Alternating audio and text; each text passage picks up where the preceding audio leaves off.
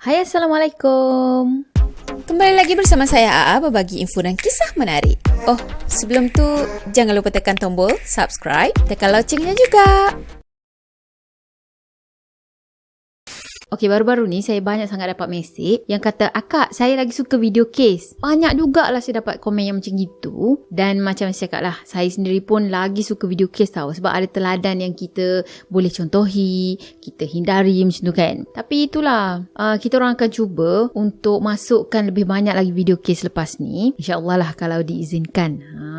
Dah tu ada juga yang komen, tak best dah sekarang sebab tak dapat tengok muka Kak Aa kan. Kalau bab yang itu, saya rasa so far ni saya memang tak sempat untuk buat video macam biasa. Dapat buat video macam gini pun saya rasa dah bersyukur dah. At least ada jugalah kan video yang kita boleh post kan. Tapi jangan risau sebab for future insyaAllah kalau dah sempat, dah keadaan dah mereda, anak pun dah makin besar sikit, dah tak merengek lagi dah kan. So masa pun ada lebih sikit. Masa tu kita akan teruskan buat macam biasa. Maksudnya korang yelah boleh tengok muka saya lah yang tak berapa yang cantik ni. Jadi diharap bersabar lah ya. So dekat sini lah saya boleh tengok berapa ramai je sebenarnya yang setia kan.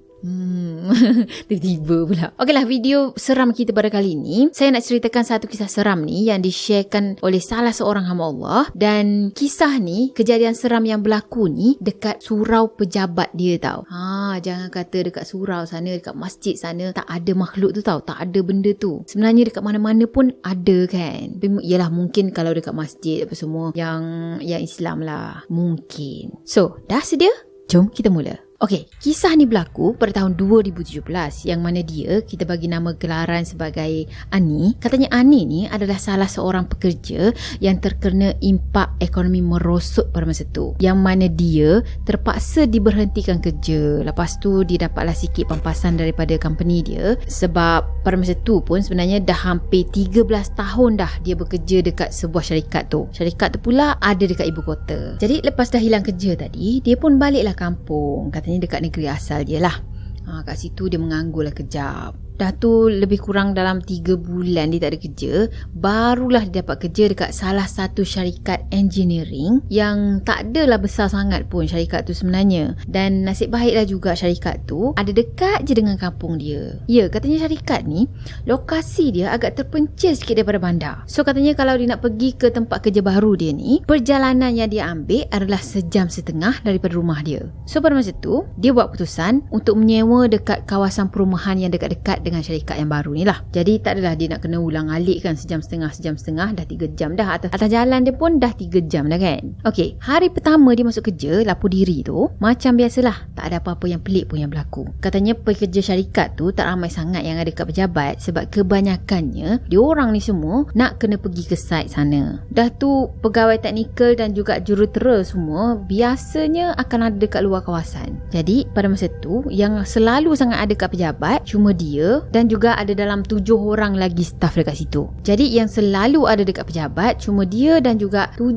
lagi orang staff lain. Jadi yang selalu ada dekat pejabat cuma dia dan juga lagi 7 orang staff yang lain. Katanya bos-bos pula memang jarang sangatlah masuk office. Jadi tempat yang dia kerja ni sebenarnya 2 tingkat dan pejabat dia pula ada dekat tingkat atas. Bahagian bawah ni dia orang buat warehouse untuk simpan-simpan barang kan. Dah tu dekat bahagian bawah tu cuma ada 3 orang staff je. So selain daripada staff-staff bahagian atas, sana dekat bawah, sana warehouse semua kan, ada seorang lagi pakcik guard. Nama pakcik guard ni adalah Haji Saufi. Jadi biasanya dia akan jaga dekat pagar depan sana lah. Okey, dalam pejabat tu sebenarnya ada satu surau ni tau. Dan surau tu ada dekat tingkat atas. Tapi lokasinya dekat bahagian belakang pejabat. Dekat bahagian luar, dekat belakang premis tu pula, penuh dengan semak samun tau. Sebab katanya kat situ kan kawasan perindustrian. Lepas tu baru nak membangun pula tu. Memang penuh dengan semak lagi lah. Dah tu dia cakap bahagian belakang pejabat tu memang agak seram. Sebab kawasan situ gelap je. Staff pun tak banyak pergi situ. Jadi diorang tak on lah lampu dekat bahagian situ kan. Yelah kalau on lampu pun macam membazir elektrik. Bukannya selalu pergi sana pun. So kalau diorang nak pergi sana, baru diorang buka lampu. Jadi biasanya kawasan situ akan selalu gelap tau. Sebenarnya kawasan situ, kawasan belakang tadi kan yang tempat gelap tu, kawasan situ sebenarnya ada 3 ke 4 bangunan je yang beroperasi. Sebab kawasan situ kan baru lagi kan. Jadi mungkin ada banyak lagi bangunan situ, tapi masih lagi belum beroperasi lah, kita bayangkan macam gitu. Jadi katanya surau tu memang yang paling belakang sekali. Tandas dengan pantry pula ada dekat tengah-tengah. Dekat tepi surau tu ada tangga kecemasan. So kita boleh dapat gambaran kasar lah dekat sini. Dia bekerja dekat bangunan yang 2 tingkat. Office dia pula ada pada tingkat atas, dan tingkat atas tu ada surau dekat bahagian belakang. Belakang surau tu semak samun. Dah tu tepi surau tu ada tangga kecemasan. So dapat gambaran kat situ. Jadi hari ketiga dia kerja, tengah hari tu dia tak keluar makan sebab katanya dia dah kenyang dah. Dia makan pagi banyak macam tu. Jadi dia pun terlelap lah dekat kerusi dia, dekat meja dia sana lah. Dalam masa yang sama juga ada 2 orang lagi staff lain yang namanya Aiza dan juga Nina. Dia orang berdua ni pun sama, tidur dekat dalam office tu juga. Tak lama lepas tu dia tersedar sebab katanya azan dekat telefon kawan sebelah dia tu berbunyi. So masa tu sebenarnya kawan sebelah dia ni dah keluar dah sebab pergi bungkus makanan macam tu.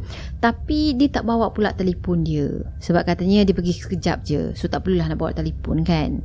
Jadi alhalang dah dengar azan tadi, dia pun bangun dan pergi ambil air semayang. Masa dia masuk ke dalam surau tu, dia pelik tau. Sebab ada satu sejadah ni, masa masuk surau tu, katanya dia pelik tau. Sebab dia nampak ada satu sejadah yang terbentang dekat lantai. Katanya pada masa tu kan baru je masuk Zohor. Jadi belum ada lagi orang yang guna surau tu. Yang guna surau pun staf pejabat je. Dah tu hari semalam, dia orang yang last guna surau tu. Dan dia ingat lagi dia tak ada pun letak sejadah macam gitu. Yelah biasanya setiap kali lepas dia orang dah semayang, dia orang akan simpan, dia orang akan kemas balik. Jadi Ani tadi pun pergi jumpa kedua orang lagi kawan dia yang tengah tidur masa tu kan. Dia pun tanyalah kan, Aiza, kau ada guna surau tak tadi?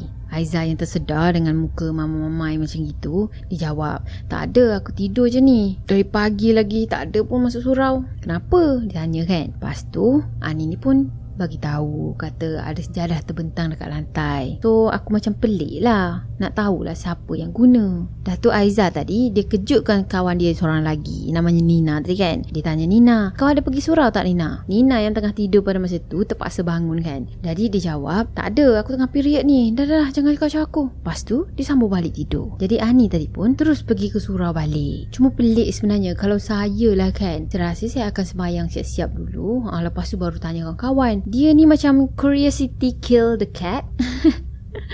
Terus pergi tanya kawan-kawan dulu, barulah nak pergi sambung semayang kan. Okay, masa dia buka je pintu surau tu, dia terkejut tau. Sebab dia tengok sejadah yang terbentang tadi dah tak ada dah. Elok je tersusun kemas-kemas dekat atas rak sana. Jadi dia pun rasa pelik lah kan. Ish, mana perginya sejadah ni? Baru je tadi ada kat situ. Tapi time ni dia tak rasa takut lagi tau. Dia cuma rasa pelik, heran macam itu je. So dia pun abaikan benda tu, dia pergi solat. Masa dia tengah solat tu, dia dengar ada orang masuk ke dalam surau. Dia fikir mungkin Aiza kot. Yelah Nina kan period kan. Okay, masa tu dia dengar bunyi orang buka pintu tau. Lepas tu bunyi berdeheng, bunyi batuk macam tu kan. Dan dia dengar lah macam surut-seret. Tak tahulah bunyinya macam tu ke tak. Tapi katanya bunyi orang yang siap-siap nak solat. Lepas dah solat tadi, dia pun berkemas lah. Lepas tu dia toleh ke arah tepi, toleh ke belakang. Tapi tak ada siapa-siapa pun dalam surau tu tau. Apa lagi, terus dia kemas cepat-cepat sikit. Dan dia keluar daripada surau tu, pergi ke arah office. Dia tengok Aiza dan juga Nina ada dekat pantry tau, tengah makan pada masa tu. Dalam masa yang sama juga, kawan yang duduk dekat sebelah kubikel dia pun ada sekali pada masa tu tau. Bunyi anak anak menegur-negur siapa itu. Menegur-negur dia. Kawan yang duduk dekat sebelah kubikel dia pun ada sekali pada masa tu. Jadi dia pun tanyalah dengan kawan-kawan dia, korang ada masuk surau tak tadi? Dah tu Aiza jawab, tak ada, kita orang pun baru masuk pantry ni. Kenapa? Dia tanya kan. Kawan yang dekat sebelah kubikel dia tu namanya Shima tau. Jadi Shima pun jawab juga, aku pun tak ada, baru balik ni. Dah tu Shima cakap, ni ada nasi bungkus ni, aku beli untuk kau sekali, jom makan. So Ani cuma jawab, tak apalah, nanti petang sikit aku makan. Jadi katanya selama 2 bulan dia bekerja, itulah satu-satunya kejadian pelik yang pernah berlaku pada dia. Sampailah hari satu pagi tu, katanya hari tu hari Isnin, Shima dan juga Nina ni cuti minggu tu. So dekat pejabat tinggal dia, Aiza dan juga Dazi. Macam biasalah, bos-bos semua tak masuk pejabat minggu tu sebab katanya ada meeting dekat luar. Jadi pagi-pagi hari lagi, masa dia sampai je dekat pekarangan pejabat dia tu, dia tegur Haji Saufi. Haji Saufi tadi kan kerja Pak Gad dekat situ kan. Pada masa tu Haji Saufi ni ada duduk dekat pondok pagar depan. So sempatlah dia borak-borak kejap dengan Haji Saufi tadi sebelum dia masuk pejabat. Dah tu dia bagi nasi lemak untuk Haji Saufi tadi sarapan. Masa tu dia nampak riak wajah Haji Saufi tadi macam resah tau. Jadi Ani ni pun tanyalah Haji Saufi tu, pakcik okey tak ni? Dan Haji Saufi jawab, saya okey je. Dah lah, pergi masuk pejabat, nanti lambat pula nanti. Katanya terima kasih sebab belikan dia sarapan kan. So macam biasa, bila dah sampai dalam pejabat tadi, dia on lampu. Lepas tu simpan-simpan barang semua dan on komputer. Biasanya Aiza yang paling awal tau sampai dekat pejabat tu. Tapi hari ni dia pula yang paling awal. Dazi pun belum masuk juga. Dan pada masa tu Ani rasa macam nak terkencing. So dia pergi ke tandas, melepas hajat dekat situ katanya. Dalam masa yang sama juga sebenarnya dia ada dengar macam ada orang masuk pejabat tau. Yelah, bunyi pintu depan sana dia buka.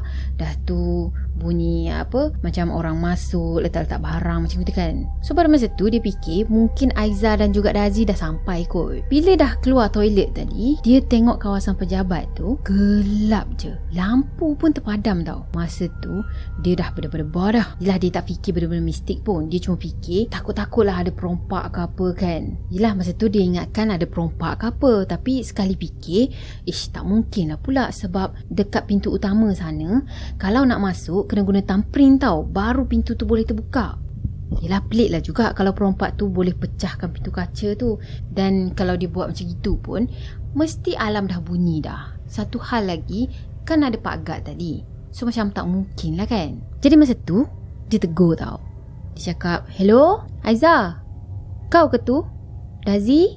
Tapi sunyi je, tak ada yang menjawab. Masa tu dia perasan lampu dekat bahagian pejabat je yang terbuka. Yang lain semuanya tertutup, gelap. Masa tu dia beranikan diri bergerak ke depan. Yelah, ofis dia ada pada bahagian depan kan. Dah sampai depan tadi, dia terus berlari ke arah suis lampu, cepat-cepat tekan on lampu.